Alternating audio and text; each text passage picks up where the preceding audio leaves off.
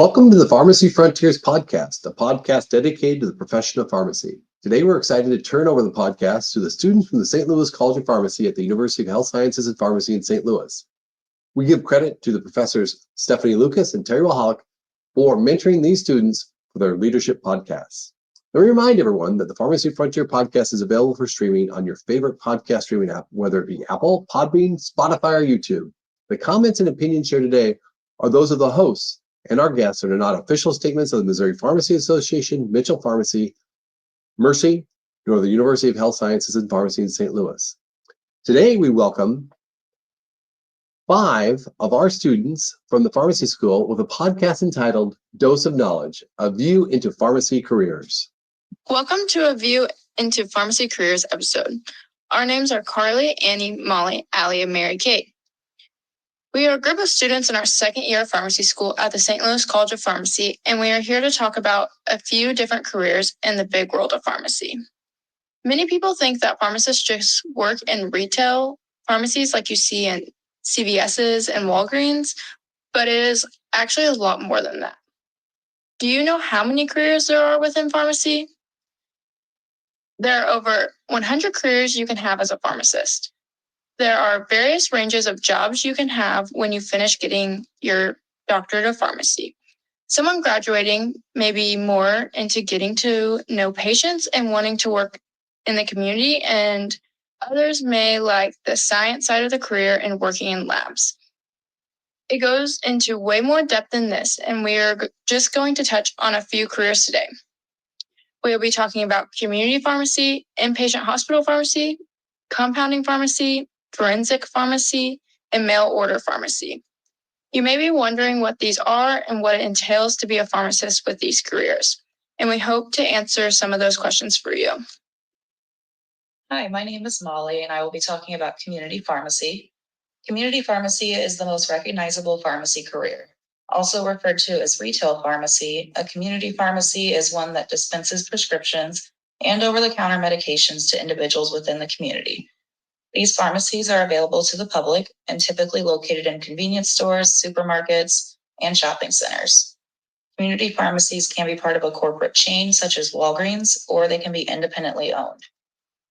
Community pharmacy does not require residency or other extra qualifications.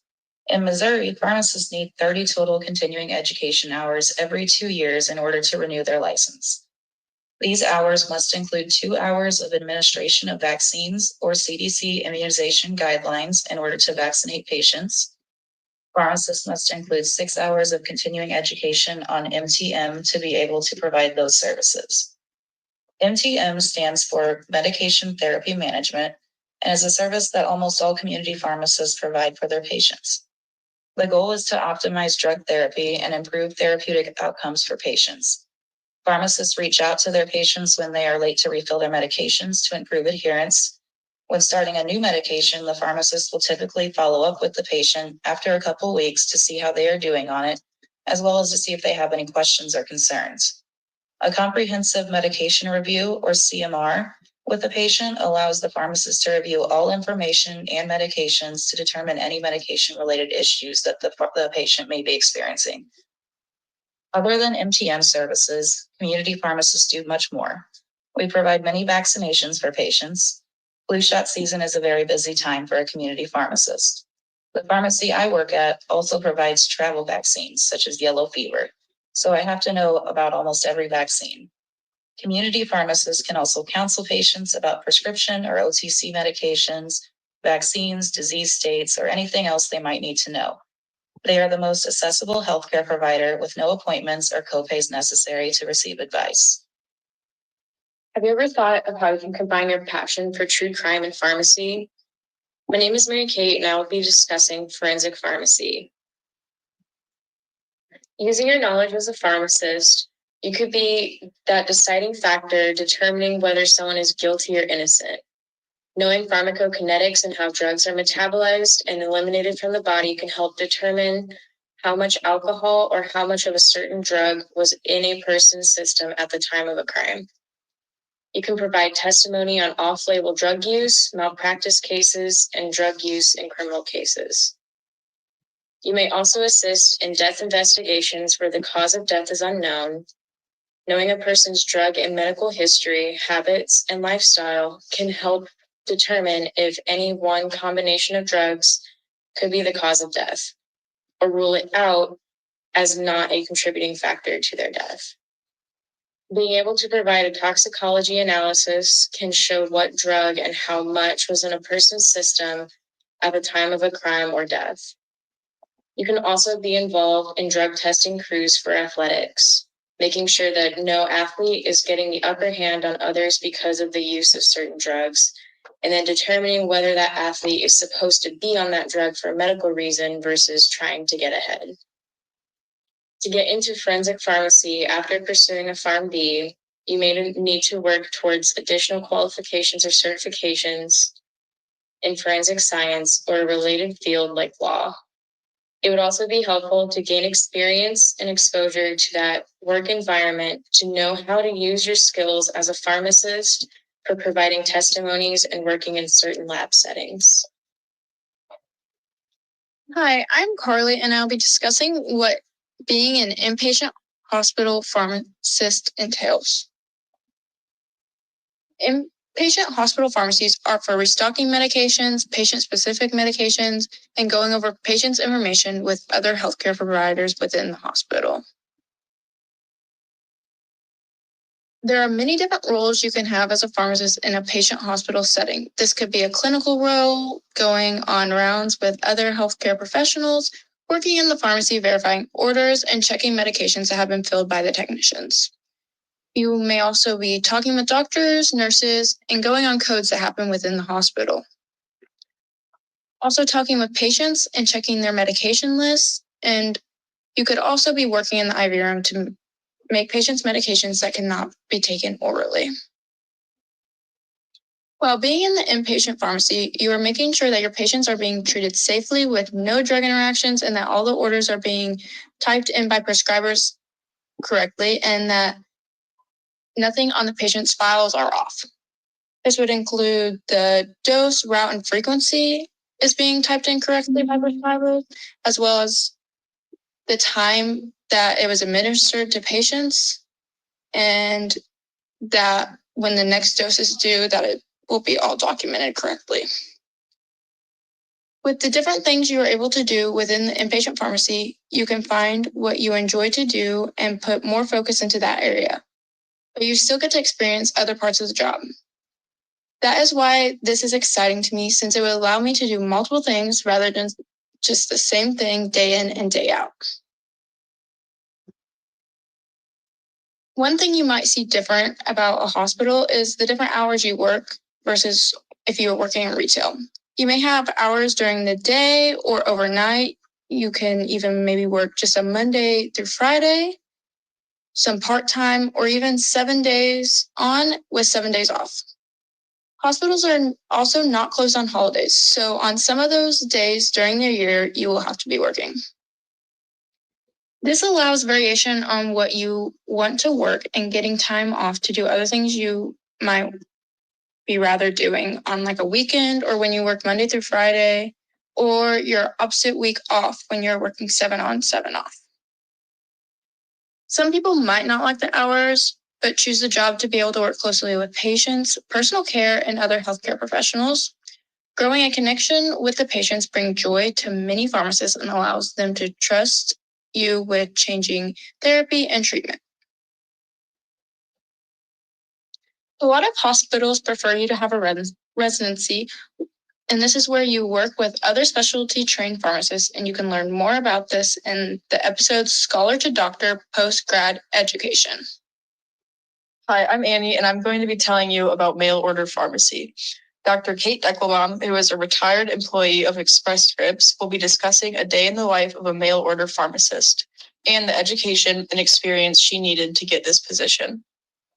I just wanted to share a little bit about my business career in pharmacy. I graduated from St. Louis College of Pharmacy in 2004 with my Bachelor's of Science in Pharmacy, so registered RPH. And I had an externship with Express Scripts in my last semester of school and decided to stay on with them when I graduated. And I think what really changed my career path was a couple things. One, I was really curious about the business side, managed care, PBM, and I hadn't learned much about it in school. So my externship with Express Scripts really kind of gave me experiences that I didn't learn in the classroom. But then another thing was early on, I had a leader who focused on people, process, and technology, and those kinds of three mindsets really had me asking questions very early in my career with Express Scripts that I think were different than some other people. And so I led an operations team at 24, which was, I had a budget. I had to understand how the business worked and how a PBM made money. And then over the next 15 years with Express Scripts, I held many, many different jobs, from 6 years in finance to supply chain. I had an external facing role with consultant relations. So I think what was different for me and what I've seen from some other people who are coming out with a very clinical mindset was just a drive to learn different things, which I never really understood in school. I thought I'd be patient facing. And so I would encourage anyone who wants to take a different career path or something in managed care, business, PBM, be the person that's willing to ask a whole lot of questions, dive into things differently, because I think our clinical mindset or what we learn in pharmacy school really does differentiate us on the business side. So I hope this helps. Let me know if you have any more questions. This is a field of pharmacy that many people forget to think about, but it is one we rely heavily upon. It seems like everything nowadays is online. You can get packages shipped to your front door overnight. You have access to anything you need with the click of a button. Mail order pharmacists help to make your medications available to you with ease. This is especially impactful to patients who do not have access to a pharmacy. They can safely get their medications and receive equal care. My name is Allie, and I'll be talking to you about what compounding pharmacy is. Compounding is a specific type of pharmacy where medications are customized for both people and animals that are not available at a typical community pharmacy such as Walgreens, because these medications are not made commercially. There are two types of compounds a pharmacy can make, both sterile and non-sterile medications. Sterile medications include things such as eye drops and injections, while non-sterile includes medications that have a lower risk of infection, including creams and capsules. Although many community and hospital pharmacies can perform both sterile and non-sterile compounding, they do not have the same certifications as an accredited compounding pharmacy. The National Association of Boards of Pharmacy has a 3-year accreditation for compounding pharmacies to reduce the risks and medication safety that comes with compounding medications. This accreditation follows the United States Pharmacopoeia standards, which includes the 795, the 797, and the 800 chapters. The 795 covers standards that compounding non-sterile medications must follow. Chapter 797 covers sterile medication compounding, and the 800 chapter includes any hazardous drug compounding. Hazardous drug compounding includes both sterile compounding for medications such as chemotherapy and non-sterile compounding for medications such as birth control. There are many reasons that a medication may need to be compounded, other than that a medication cannot be commercially made. Compounding pharmacies can create medications such as hard candy or gummy for children that have trouble swallowing pills. They can customize intravenous infusions for patients in hospitals, alter the strength of the medication, add flavors to poor-tasting medications, exclude ingredients that a patient may be allergic to, and that only covers a few reasons why compounding pharmacies are important in the pharmacy world. Thank you for taking the time to listen to us talk about some pharmacy careers that interest us. I hope you found these careers interesting and that it will help you with a decision on all the career options you have if you decide to join the pharmacy family. There are so many careers, and you would be able to find the right one for you. Also, realizing you have options and do not have to stay doing the same stuff your whole life can be a great factor when deciding to do pharmacy. While you have time to decide what you want to do while you are in school, you can start by finding what interests you the most. You will for sure be able to find out what is the best fit for you. You can find extra information and links in our show notes added to this episode to find out about all the other career options. Please do not forget to check out other episodes within A Dose of Knowledge podcast to learn more about pharmacy. Welcome to a view.